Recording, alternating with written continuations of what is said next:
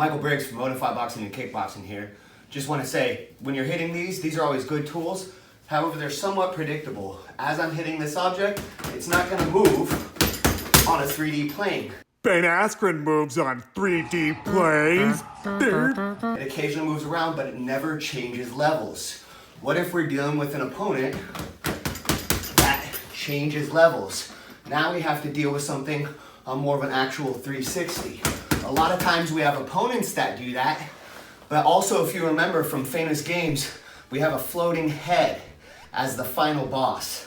And a lot of that final boss is moving around and you're trying to find angles to hit it from, and you have to change levels. You might even have to hop over and get to the other side and work that other side.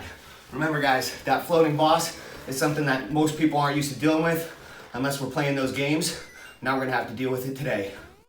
The final boss from a lot of games, you might know him as Dude, Ball. I'm a floating head, bro!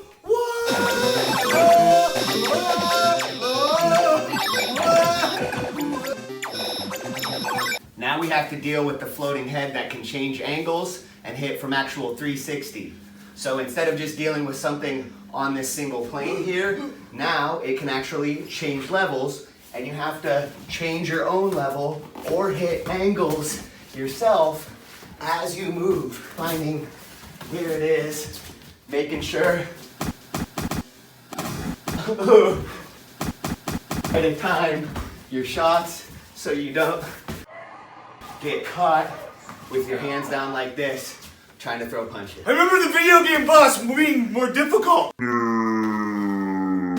So that's my instruction for how to beat the final boss if you end up confronting the floating head inside of the ring.